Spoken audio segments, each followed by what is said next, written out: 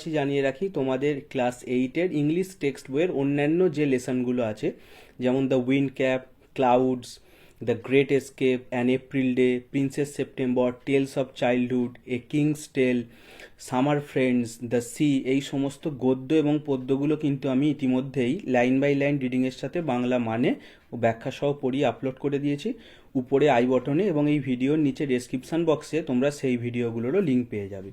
এই ভিডিওটি যদি তোমাদের ভালো লাগে, ভিডিওটিকে লাইক করো, তোমার বন্ধুদের সাথেও শেয়ার করো, এবং চ্যানেলে নতুন হলে অবশ্যই চ্যানেলটিকে সাবস্ক্রাইব করো তোমাদের ক্লাসেরই এই রকম সমস্ত ইংলিশ রিলেটেড ভিডিও খুব সহজেই পাওয়ার জন্য।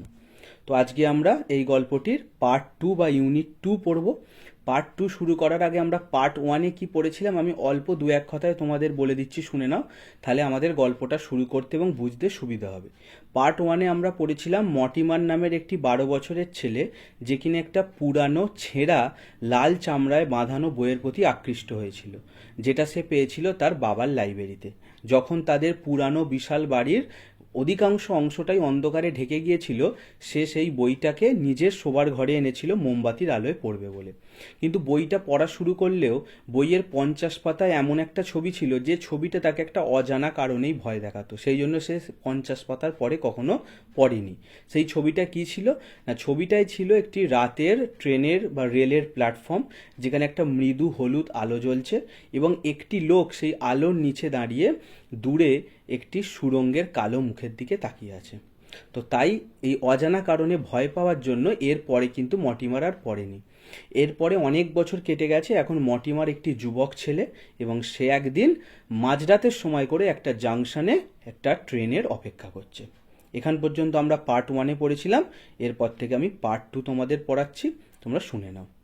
দেয়ার ওয়াজ এ সিঙ্গেল ডাল ল্যাম্প গ্লোয়িং, সেখানে একটি মাত্র মৃদু বা ঝাপসা, আবজাও বলতে পারো বা অস্পষ্ট আলো জ্বলছিল। সিঙ্গেল মানে একটি, আর ডাল মানে হচ্ছে ওই বললাম মৃদু ঝাপসা বা অস্পষ্ট, আর গ্লোয়িং মানে জ্বলা। তাহলে ওই স্টেশন বা প্ল্যাটফর্মে একটি মাত্র মৃদু হলুদ আলো জ্বলছিল। Mortimer in the lamp light, সেই ল্যাম্পের আলোয় Mortimer suddenly noticed a dark and solitary figure he knew, হঠাৎ করেই লক্ষ্য করল একটি অন্ধকার এবং একাকী মূর্তি, যেটাকে সে চেনে। সাডেনলি নোটিস, সাডেনলি তো জানো হঠাৎ, নোটিসড মানে লক্ষ্য করা। Dark and solitary figure, dark তোমরা জানো অন্ধকার, সলিটারি মানে হচ্ছে একাকী, আর ফিগার হচ্ছে মূর্তিও বলতে পারো, মানুষও বলতে পারো। হি নিউ, যাকে সে চেনে। তো সেই ল্যাম্পের আলোতেই মর্টিমার লক্ষ্য করলো একটি একাকী অন্ধকার মূর্তি, যাকে সে চেনে। কি করে চিনল? It was seen on page 50 of his book in his childhood, এটা ছিল ছোটবেলায় তার বইয়ের সেই 50 পাতায় দেখা ছবিটা।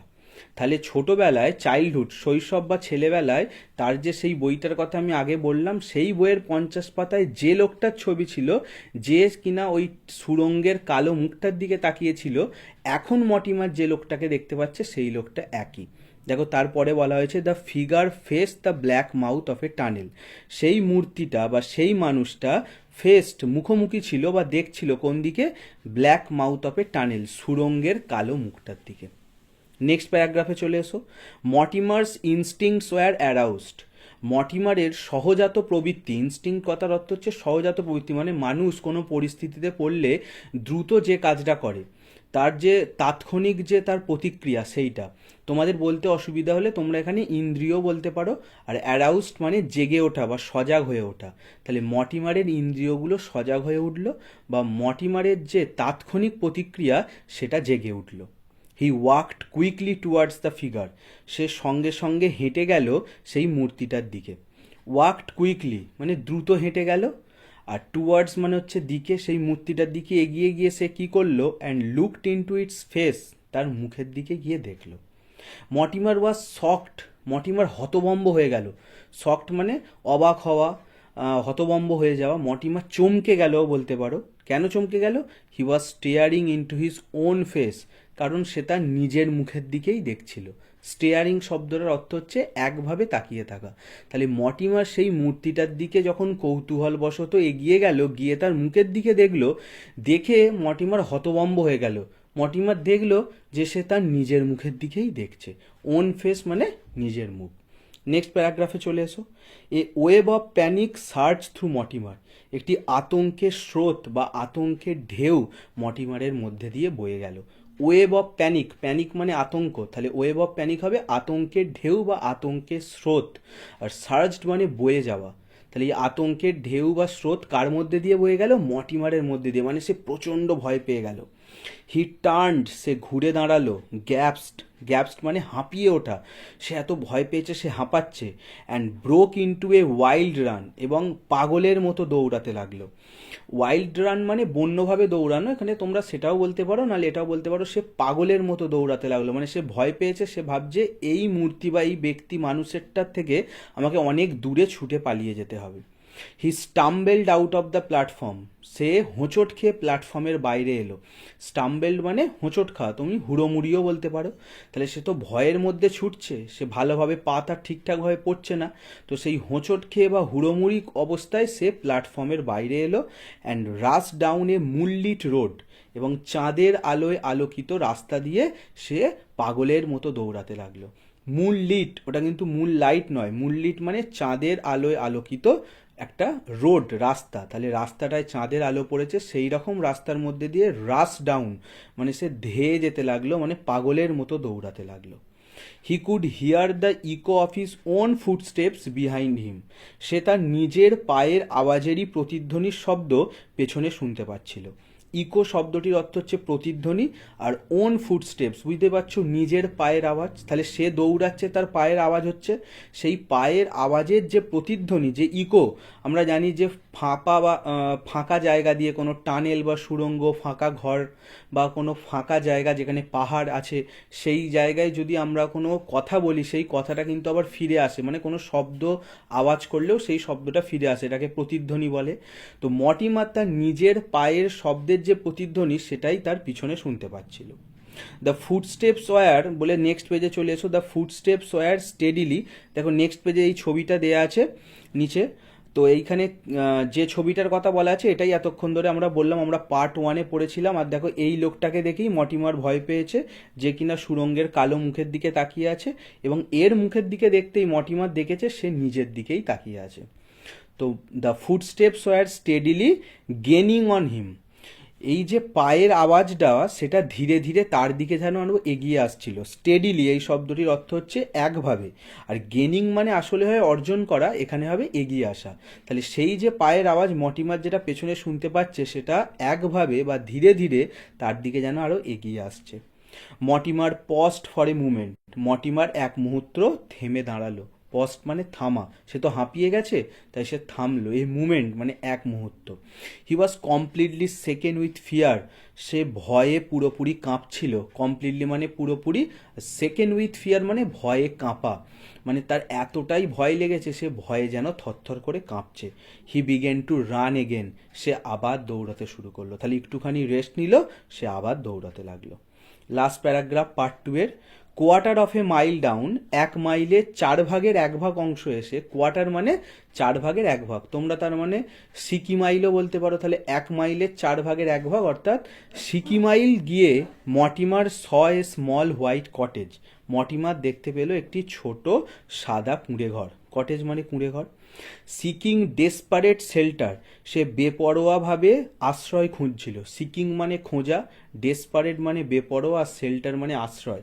তাহলে সে তো তখন চাইছে কোনো একটা আশ্রয় লুকিয়ে পড়তে।